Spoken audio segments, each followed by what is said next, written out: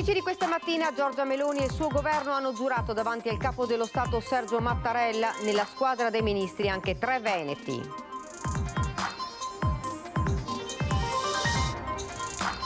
Autonomia del Veneto, rimane forte la divisione del mondo della politica sulle 23 materie, mentre i cittadini ci sperano ancora. Con il nuovo governo di centrodestra per l'autonomia si prospetta l'ultima vera occasione dopo 5 anni in cui tutte le istituzioni hanno fatto poco o nulla per favorirne la nascita e il commento del nostro direttore. Soluzioni immediate dai commercianti di Padova, l'appello al governo, da Belluno Camera di Commercio, Confindustria e Confartigianato, ora sgravi sull'energia e approvazione della legge quadro sulla montagna. Si allunga la lista degli imprenditori costretti a chiudere per i rincari dell'energia sempre più insostenibili. La testimonianza ha pagato il 660% in più. Esplosione in un appartamento a Falsè Trevignano, trasferita all'ospedale di Padova, al centro grandi ustioni, una badante moldava di 52 anni. Oltre 2000 ragazzini hanno preso parte all'evento sportivo Sulle spalle dei giganti organizzato dalle Fiamme Oro della Polizia di Stato, che allo stadio Colbachini ha portato i campioni olimpionici di Tokyo. Buonasera e ben ritrovati, edizione regionale dei nostri notiziari. Dunque lo avete sentito in primo piano, la politica alle 10 di questa mattina. Giorgia Meloni e il suo governo hanno giurato davanti al capo dello Stato Sergio Mattarella, nella squadra dei ministri anche 3 veneti. L'onorevole Giorgia Meloni, Presidente del Consiglio dei Ministri. Giuro di essere fedele alla Repubblica, di osservare lealmente la Costituzione e le leggi e di esercitare il mio mandato e le mie funzioni nell'interesse esclusivo della Nazione. Giorgia Meloni, prima donna premier della Repubblica Italiana, ha giurato questa mattina. Con lei la sua squadra di governo, che conta una buona compagine veneta. Il ministro della Giustizia infatti è il magistrato trevigiano Carlo Nordio. Giuro di essere fedele alla Repubblica, di osservare lealmente la Costituzione e le leggi e di esercitare le mie funzioni nell'interesse esclusivo della Nazione. Il nuovo guardasigilli è stato procuratore aggiunto di Venezia fino al 2017, ha condotto le indagini più calde che hanno riguardato la nostra regione, dalle BR Veneta all'inchiesta sulle Coop rosse fino ad arrivare al procedimento sul Mose di Venezia. A favore della separazione delle carriere in magistratura, garantista convinto, si è sempre espresso a favore del ritorno dell'immunità parlamentare.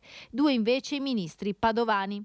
Giuro di essere fedele alla Repubblica, di osservare lealmente la Costituzione e le leggi e di esercitare le mie funzioni nell'interesse esclusivo della Nazione.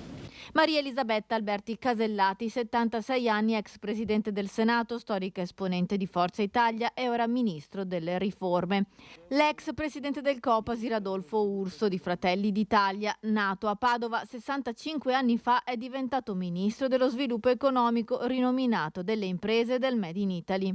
Giuro di essere fedele alla Repubblica, di osservare lealmente la Costituzione e le leggi e di esercitare le mie funzioni nell'interesse esclusivo della Nazione. Eletta a Padova come senatrice, anche se romagnola d'origine, l'azzurra Anna Maria Bernini, nuovo ministro dell'Università. Tanti temi caldi che il nostro governo è chiamato ad affrontare con urgenza, dalla crisi energetica al conflitto in Ucraina alla questione dell'autonomia, ed oggi a 5 anni esatti dal referendum che ha visto oltre 2.700.000 veneti esprimersi per l'autonomia differenziata della regione, il tema continua ad infiammare il dibattito politico, in particolare la questione delle 23 materie richieste dal Veneto. Ne abbiamo parlato nella nostra prima edizione, sentiamo. Stavolta non ci sono alibi, perché stavolta c'è una maggioranza di centrodestra chiara e netta. Il ministro per le riforme è fra l'altro veneto, perché è la senatrice Casellati, e quindi l'auspicio è che si cominci da subito a riprendere in mano questa materia, di stabilire quali materie delegare sulle 23, tutte in parte. Forse la cosa più ragionevole l'ha detta anche il collega Massimo Bitonci della Lega, andare per step in modo tale da cominciare a portare a casa qualcosa. Ci sono materie che oggi bisognerebbe valutare bene se è un interesse regionale portarsi a casa. Questa è una valutazione da fare, è una valutazione che ci deve fare comunque a livello nazionale, senza dimenticarci che poi noi ci chiamiamo Fratelli d'Italia e bisogna ragionare in un arco che è quello nel perimetro che è quello della nazione, cercando di non creare poi degli altri conflitti, ma credo sia una cosa che oggi il centrodestra può portare avanti insieme al presidenzialismo. Abbiamo un ministro per le autonomie che si chiama Roberto Calderoli e credo che il Veneto ha fatto i compiti per casa, cioè ha presentato un progetto serio per quel che riguarda tutte e 23 le materie, quindi un progetto serio, approfondito, che va a scandagliare materia per materia le possibilità che ci sono in capo alle regioni per poterle portare a casa con naturalmente le risorse connesse. Evidentemente 23 materie è una cosa impattante, difficile e articolata. La proposta del PD Veneto è quella di 7 materie. Ripeto, non sono 7, saranno 10, saranno 12. Noi abbiamo fatto una proposta. Ritorniamo in aula, facciamo un dibattito e facciamo una proposta che abbia più cognizione di causa e sia più vicina a un dato realizzabile. E sulla questione delle 23 materie richieste dal Veneto e sulle polemiche che ciò ha innescato abbiamo sentito il costituzionalista Mario Bertolissi. 5 anni dal referendum per l'autonomia del Veneto e la riforma inattuata infiamma il dibattito politico tra favorevoli e detrattori, riesplosa nelle ultime settimane anche all'interno della stessa Lega con una feroce polemica la questione delle 23 materie richieste dal Veneto. Il costituzionalista Mario Bertolissi spiega come il progetto Veneto non mini l'unità della Repubblica. Si obietta appunto che le 23 materie finirebbero per alterare il quadro costituzionale e minare l'unità. Guardi che rivolgere una richiesta che riguardi tutte le materie non significa ottenere tutte le 23 materie, significa semplicemente dire allo Stato discutiamo di tutte le 23 materie, dopodiché sulla base del negoziato, di ciò che ritiene lo Stato, di ciò che ritiene la Regione, bisogna essere d'accordo entrambi e bisogna poi che metta il suo timbro positivo il Parlamento, si giungerà al risultato di definire l'insieme delle competenze e delle risorse che vengono trasferite dallo Stato alla Regione. Se poi la riforma in senso federalista, chiesta in particolare dal Veneto, entri in conflitto con la riforma presidenziale tanto auspicata da Fratelli d'Italia, Bertolissi non ha dubbi. Sono 2 riforme che, a prescindere dal livello cui si pongono, di legge ordinaria da una parte o comunque di legge da una parte e di Costituzione dall'altra, se queste 2 sono in contraddizione, le dico nel modo più assoluto. Proprio il sistema presidenziale statunitense ti dimostra che il medesimo non solo è compatibile, ma è perfettamente coerente con un sistema forte di autonomie. E a 5 anni esatti dal referendum sull'autonomia i vicentini sperano ancora che la volontà dei veneti venga rispettata. Oggi sono 5 anni esatti dal referendum sull'autonomia, come andrà a finire?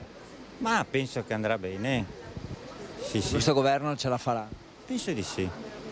Non ha perso le speranze? No. Io non sono né per una parte né per l'altra, però se venga insomma, vedremo. Non la vedo molto, io sarei favorevolissimo. Neanche con questo nuovo governo? Diciamo che c'è forse una parte di questo governo che non è molto convinto di questo. Speriamo, sì, anch'io spererei molto, però ho paura che la strada sarà ancora molto lunga. Ci sia qualcuno che frena? Di sicuro. Purtroppo. Forse siamo una regione che rendiamo troppo per poter diventare forse poi autonomi. Quindi. Però qualcuno di questo governo ha promesso che si farà. Ma lo dico ma non lo dico, sappiamo che poi come chi arriva alla politica poi tante cose se le dimentica. Penso che sia ora di arrivare a un punto, ecco.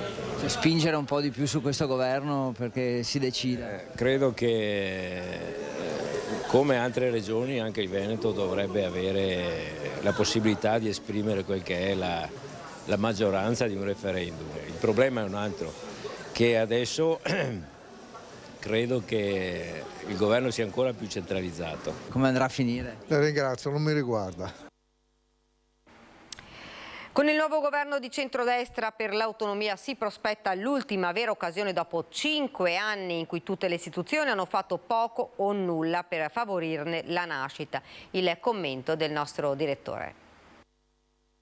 Buonasera, buonasera. Sono passati 1826 giorni dal 22 ottobre del 2017, quando quasi 2.400.000 veneti andarono a votare al referendum per l'autonomia. Sono 5 anni oggi ed è un vero e proprio affronto, è un'offesa non aver portato a termine tutto il percorso che avrebbe portato all'autonomia, che è stata insidiata, fermata, ostacolata in tutti i modi nel corso di vari governi da quel 22 ottobre del 2017. Ultimo colpo, ed è stato un colpo di grazia, la decisione di alcuni partiti di andare ad elezioni anticipate.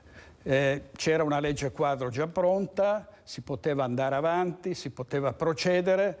Mario Draghi avrebbe potuto vantarsi forse di essere stato il primo ministro che l'autonomia l'aveva varata. Così le cose non sono andate e siamo un po' tutti responsabili, perché intanto bisogna dire che i 75 parlamentari veneti, oggi sono scesi a 48, hanno fatto poco o nulla per favorire il varo dell'autonomia. Forse abbiamo fatto poco un po' tutti, perché non basta votare. Poi su obiettivi di questo genere bisogna continuare a premere, a esercitare tutte le forze possibili, a spendere le energie per arrivare poi alla conclusione di questo cammino, che è un cammino ovviamente molto, molto difficile. Io vedo tante persone che oggi si mobilitano contro le bollette, contro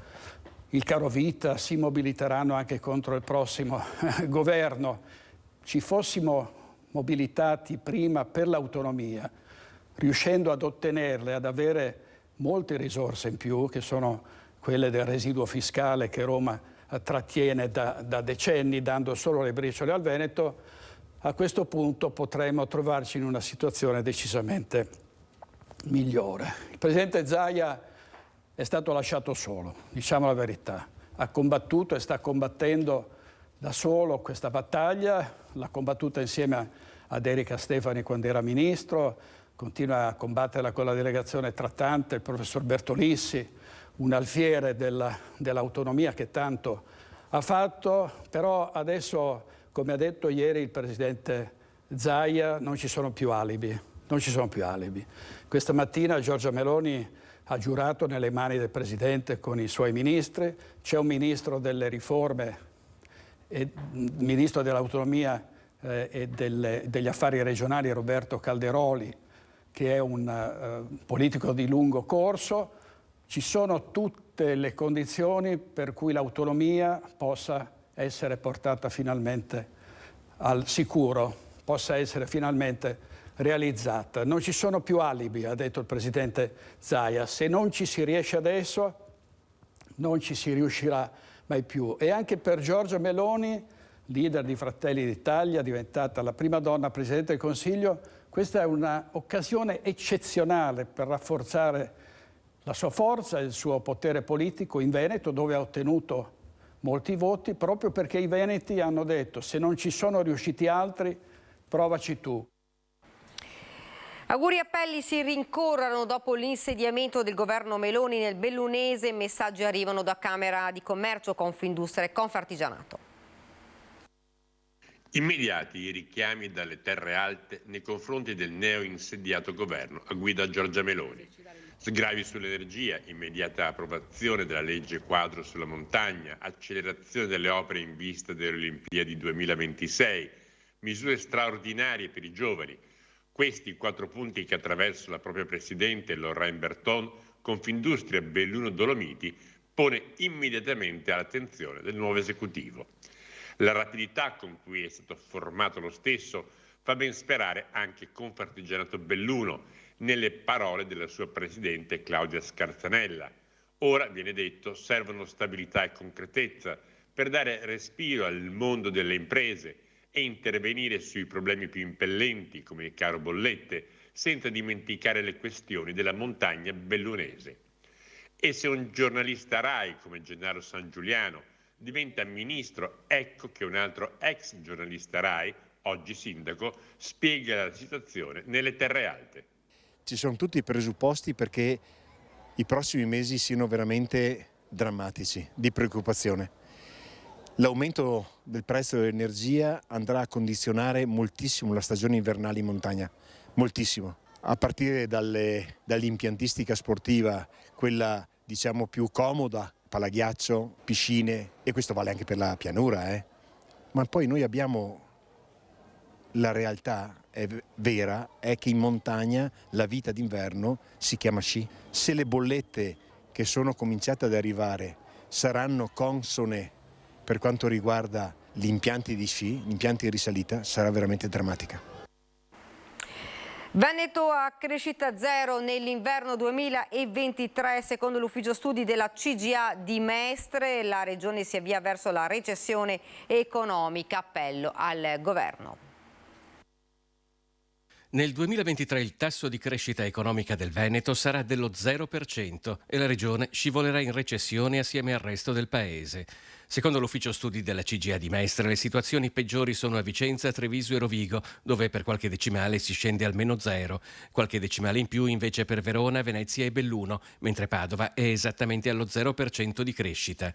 Per salvare i bilanci delle famiglie e delle imprese sarà necessario impiegare entro la fine dell'anno almeno 70 miliardi di euro. Se vogliamo salvare famiglie e imprese dobbiamo ricorrere a nuovi aiuti pubblici recuperandoli attraverso uno scostamento di bilancio. Le misure previste dall'Unione Europea sono importanti, ma rischiano di arrivare in ritardo.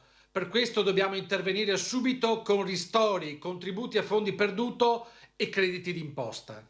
Il nuovo governo dovrà varare una legge di bilancio 2023 da almeno 35 miliardi, di cui quasi 15 per rinnovare le misure contro il caro energia, 8,5 per indicizzare le pensioni, 5 per il rinnovo del contratto del pubblico impiego, 2 miliardi per le spese indifferibili e altri 4 miliardi e mezzo per lo sconto contributivo del 2% a carico dei lavoratori dipendenti con reddito fino a 35.000 euro. Risorse, secondo la CGA di Mestre, che non includono altre misure, tantomeno quelle che sono state al centro della recentissima campagna elettorale, come l'estensione della flat tax, le pensioni minime a 1.000 euro, il taglio del cuneo fiscale.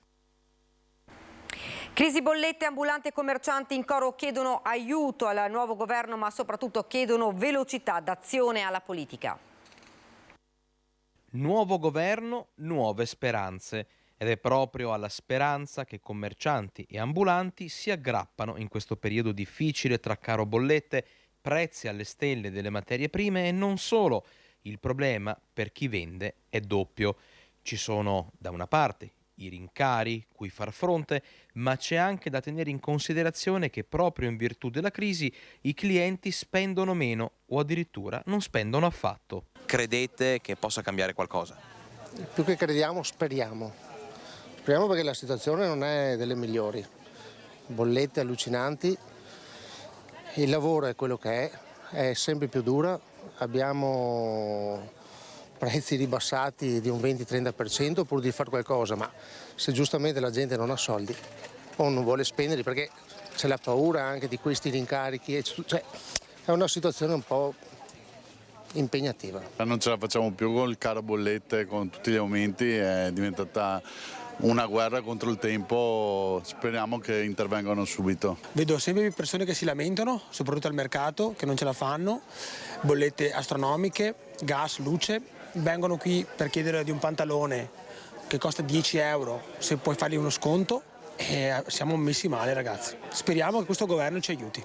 Insomma, non c'è tempo da perdere, il fattore tempestività è decisivo. Al nuovo governo viene chiesta velocità d'azione. E soprattutto anche per i clienti che vengono, che non spendono i soldi perché le bollette, hanno paura delle bollette, e si spera che con questo nuovo governo sistemi un pochino qualcosa, se no vanno male tutti.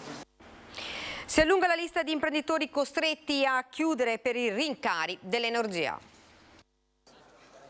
Gli imprenditori sono stremati.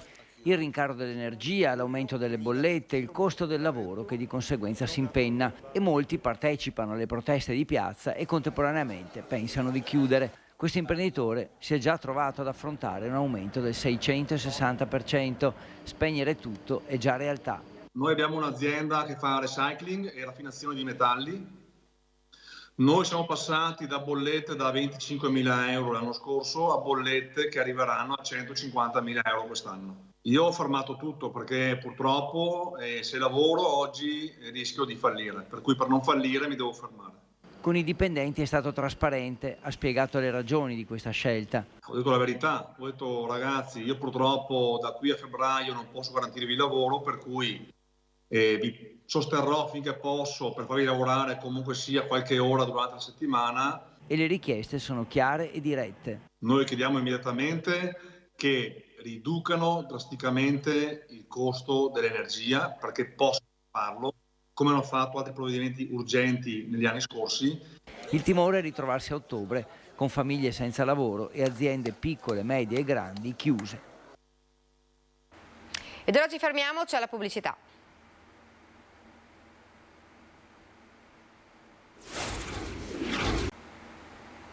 Siamo tornati in studio con la cronaca. Esplosione in un appartamento per una fuga di gas a Falzè di Trevignano. Cosa ha sentito? Ho sentito come una bomba, tipo. È arrivato anche vicino a questa macchina qua, tutti il vetro e tutti fino in fondo là. L'esplosione è avvenuta in un appartamento al primo piano di una palazzina a Falzè di Trevignano quando l'inquilina, senza accorgersi che l'ambiente era saturo di gas, ha acceso la luce. Sopravvissuta per miracolo una badante moldava di 52 anni, ustionata al volto e al torace, ora ricoverata all'ospedale di Padova, ferita ma non in pericolo di vita. È scoppiato tutto, sembrava una bomba, diciamo. Abbiamo chiamato i vigili del fuoco, sono venuti i vigili, l'ambulanza che ha portato via la signora. E la signora era sotto shock, in che condizioni era? L'avete vista? L'abbiamo visto poco, diciamo, però è arrivata l'ambulanza. Comunque era cosciente? Sì, era cosciente. La deflagrazione ha divelto tutte le finestre e la porta d'ingresso. Sono esplosi persino i vetri di un'auto parcheggiata di fronte all'appartamento. L'esplosione, dalle prime indagini di vigili del fuoco e carabinieri della compagnia di Montebelluna, è stata causata da una bombola.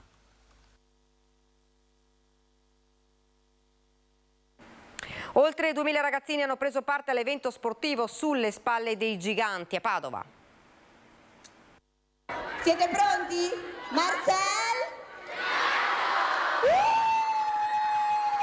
Fa il suo ingresso come una star allo stadio Colbacchini di Padova, allenatore per un giorno Marcel Jacobs, il campione olimpico oro a Tokyo sui 100 metri, segnando il nuovo record europeo. Una giornata di sport organizzata dal gruppo sportivo Fiamme Oro della Polizia di Stato, a cui appartiene Jacobs, che ha fatto incontrare grandi campioni e le giovani promesse dell'atletica padovana. Non c'è una vera tecnica per uscire dai blocchi, ovvero ognuno credo che abbia delle qualità, ognuno di voi ha delle ottime qualità e quindi bisogna riuscire a sfruttare le qualità che avete. E così Marcel insegna come partire dai blocchi, poi Massimo Stano, oro a Tokyo nei 20 km di marcia, insegna invece la tecnica del marciatore per muovere il bacino.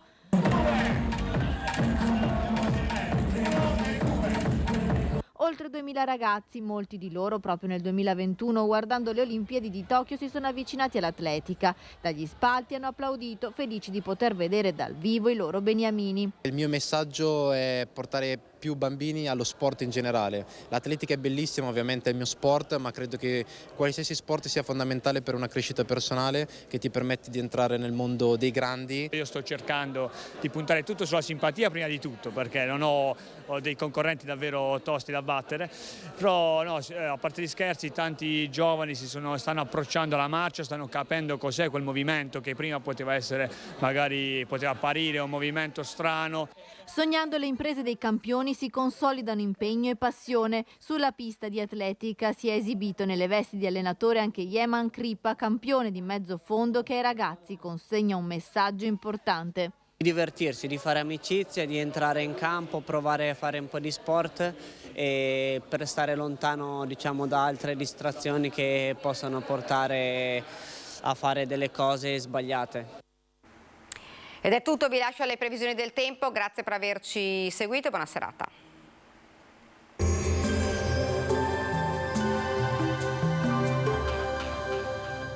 Cooperativa Agricola Volpago offre carne fresca di prima qualità. Ci trovi a Volpago del Montello, Pieve del Grappa, Tre Baseleghe e presso lo spaccio del contadino a Dolo e Massanzago. Bentrovati al meteo. Anticiclone africano in rinforzo, bel tempo e caldo anomalo. Prosegue dunque l'ottobrata. Vediamo insieme il dettaglio. Sul Veneto la grafica di domenica 23 evidenzia un contesto buono. Si alterneranno infatti spazi di sereno e addensamenti nuvolosi, specie fino al mattino, quando saranno presenti anche varie nebbie in pianura e nelle valli, destinate poi con le ore diurne a diradarsi e poi di sera nuovamente ad infittirsi. Temperature in lieve aumento, minime tra 7 e 16 gradi, massime invece comprese tra i 20 e i 24 gradi all'incirca.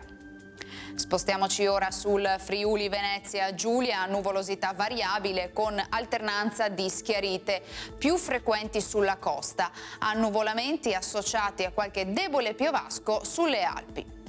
Temperature minime intorno ai 15-17 gradi, massime sui 20-23 gradi. Infine diamo uno sguardo al Trentino Alto Adige, dove sarà parzialmente soleggiato con qualche nube bassa nelle ore più fredde e qualche possibile velatura.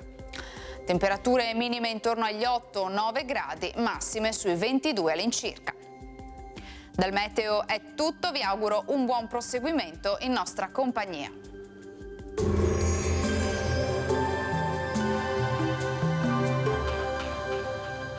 Cooperativa Agricola Volpago offre carne fresca di prima qualità. Ci trovi a Volpago del Montello, Pieve del Grappa, Tre Baseleghe e presso lo spaccio del contadino a Dolo e Massanzago.